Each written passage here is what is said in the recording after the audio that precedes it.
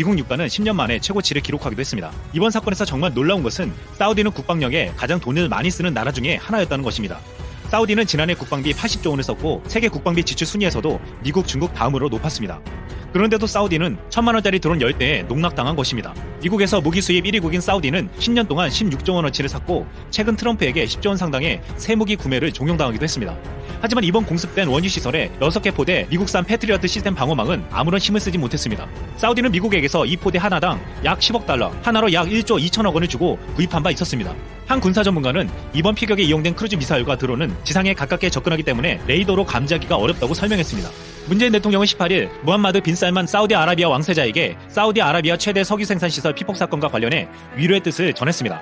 빈 살만 사우디 왕세자는 문 대통령에게 드론을 통한 피폭 재발 방지를 위한 대공 방어 체제 구축에 도움을 요청했습니다. 빈 살만이 드론 대공 방어 체제 구축에 도움을 한국에 요청한 이유가 있었습니다.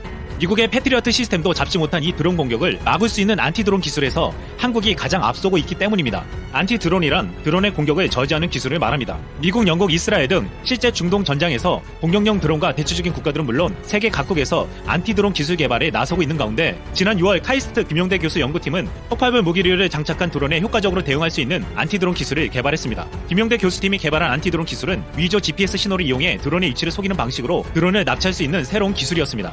이뿐만 아니라 드론을 잡는 안티드론의 최첨단 기술인 5G 가드 드론이란 최고의 기술을 가진 기업이 한국에 있습니다. 한빛소프트 100% 자회사인 한빛드론입니다. 한빛드론은 SK텔레콤 53사단과 불법 드론의 탐지, 식별, 추적, 무력화를 위한 시스템 고도화 기술 개발을 진행 중입니다. 이 연계 시스템으로 드론 이륙을 10초 내 포착해 5G 가드 드론을 출동할 수 있게 됩니다. 또한 높은 고도로 비행하는 불법 드론을 추격해 근접 촬영할 수도 있습니다. 무력화와 유해 요소 제거에는 육군과 재민건이 활약하게 됩니다. 휴대가 가능한 소총 모양의 재민건은 드론 조종사와 불법 드론 사이에 전파를 교란해 드론을 제자리에 정지시키고 강제 착륙시키는 특수 장비입니다. 재민건은 고도 500m에서 비행하는 드론을 제압할 수 있습니다. 전 세계에서 5G 기술이 가장 앞선 한국은 5G 가드 드론 시스템으로 미국의 패트리어트 시스템도 막지 못한 드론 공격을 가장 빠르고 정확하게 막아낼 수 있는 것입니다. 현재 전 세계는 드론 때문에 골머리를 앓고 있습니다. 유럽에서 가장 분주한 런던 히스로 공항이 지난 9일 공항 상공에 정체모를 드론이 나타나면서 항공기 이륙이 전면 중단되는 소동이 빚어지기도 했고 지난해 말 유럽에서 두 번째로 붐비는 런던 게트위 공항 활주로에 드론 2대가 출현했습니다. 이 때문에 사흘간 1000여 편이 넘는 항공기 운항이 중단되면서 크리스마스 연휴를 앞두고 공항을 찾은 승객 14만여 명의 발이 묶이기도 했습니다. 지난 2015년 1월엔 소형 드론이 미국 백악관 건물에 충돌하기도 했고 같은 해 4월엔 일본 총리 공간에 방사능 드론이 날아와 충격을 줬습니다. 북한도 수년 전부터 드론 개발에 몰두하고 있는 것으로 알려져 있습니다. 북한은 2014년에는 서해 백령도와 경기 파주 상공에서 2017년에는 경북 성주 사드기지 상공에서 북한 드론이 활동한 사실이 발각됐습니다. 북한은 이번 사우디 드론 공격의 배후로 꼽히는 이란과 주요 무기 개발에서 협력한 만큼 드론 기술 역시 상당할 것으로 추정되고 있습니다. 우리 군은 북한 드론의 위협에 대응하기 위해 5G 가드 드론뿐만 아니라 지난해 10월 드론버 전투단을 출범시키는 등 드론 전력화에 힘쓰고 있습니다. 지난 4월에는 이스라엘에서 수입해 성능평가와 운용시험을 마친 드론 공격 방어형 탐지 레이더 9대도 전력화했습니다. 이 외에도 소형 비행체 일본에서 재해로 고립된 지역에 소형 무인기 드론으로 구호물자를 보내는 사업이 내년부터 시작된다고 일본 언론이 보도했습니다. 요미우리 신문은 소니의 자회사인 소니 모바일 커뮤니케이션즈와 로봇 개발 기업 GMP가 지난 8월 공동 설립한 에어로센스가 이르면 내년 봄 드론에 의한 구호물자 수송 사업을 시작한다고 전했습니다. 에어로센스의 드론은 지방자치단체나 의료기관 등의 요청을 받아 도로가 끊기거나 항구가 파손돼 차량이나 선박이 접근할 수 없는 곳에 고립된 이재민에게 의약품과 통신장비 등을 보내게 됩니다. 에어로센스가 자체 개발한 드론은 길이 160cm, 폭 220cm로 최대 1kg의 짐을 싣고 시속 100km가 넘는 속도로 1시간 이상 비행할 수 있습니다. 얼마 전 일본은 후쿠시마산 수산물 수입 금지 조치 관련하여 WTO로부터 패소 판결을 받았습니다. 그 후로도 아베 총리는 WTO가 공정하지 못한 판결을 내렸다. WTO가 한국의 수입 금지를 지지한 것이 아니다. 후쿠시마 수산물은 안전하다 등등 패배를 인정하지 않으며 눈물겨운 정신 승리를 이어나가는데요. 그렇다면 도대체 아베는 왜 이렇게까지 후쿠시마의 농수산물을 수출하려는 것인지 한번 알아보겠습니다. 구독과 좋아요, 알림 설정도 부탁드립니다. 안녕하세요. 세상 모든 잡다한 지식을 알려드리는 잡시광입니다. 2011년 3월 11일 일본 동북부 지역에 대규모 지진과 쓰나미로 인해 후쿠시마 현의 원자력 발전소의 방사능이 유출됩니다.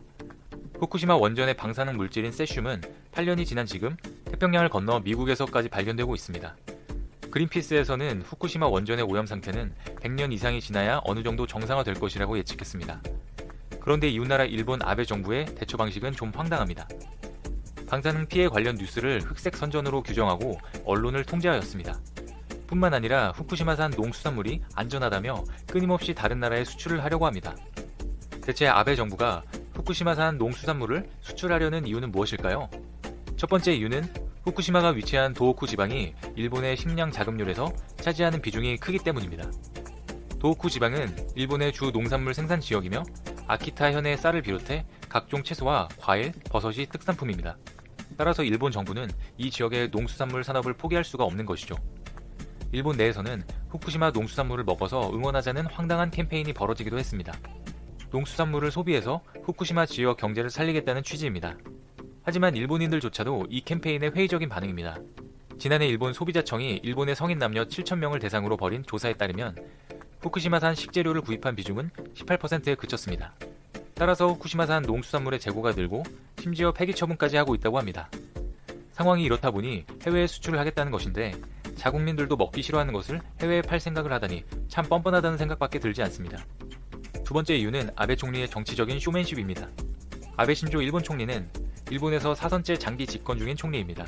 아베의 집권당인 자민당의 경우 농어촌 지역이 선거의 텃밭 역할을 해왔습니다.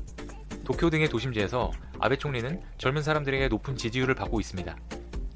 아베노믹스를 통해 일자리가 안정되었다는 평가 덕분인데요. 하지만 대지진 이후 자민당의 텃밭인 농어촌 지역에서 지지율은 날이 갈수록 떨어지고 있습니다. 아베는 대지진이 발생했던 동일본 지역의 지지율을 얻기 위해 후쿠시마산 수산물, 농산물의 안정성을 끊임없이 어필하고 있습니다.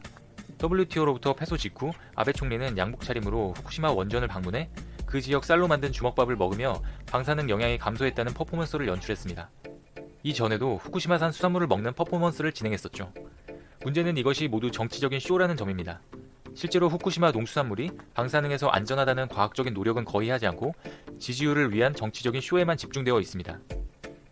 아베 총리가 시식한 후쿠시마 농수산물이 진짜 후쿠시마산인지조차도 의심스러운 사건이 발생했었습니다. 2015년 4월 총리 관저에 드론으로 후쿠시마 방사능 흙이 배달된 사건인데요. 야마모토 야스오라는 40대 일본 남성은 드론에 직경 50cm의 소형 카메라와 방사능 마크가 붙어있는 플라스틱 통에 후쿠시마의 모래를 넣어 일본 총리 관저 옥상에 날린 혐의로 체포되었습니다. 이 남성은 후쿠시마가 방사능으로부터 안전하다는 아베 정부 주장에 반대해 이 같은 행위를 하였다고 자백하였습니다. 그런데 아베 총리의 반응이 또 화제가 되었었습니다. 아베는 이 같은 행위는 명백한 테러 행위이며 손발이 부들부들 떨리고 눈물이 멈추지 않는다고 현지 언론에 전했는데요. 그렇게 안전하다며 맛있게 먹을 땐 언제고 옥상에 흙 좀 갖다 놨다고 손발이 떨린다니 참 황당합니다.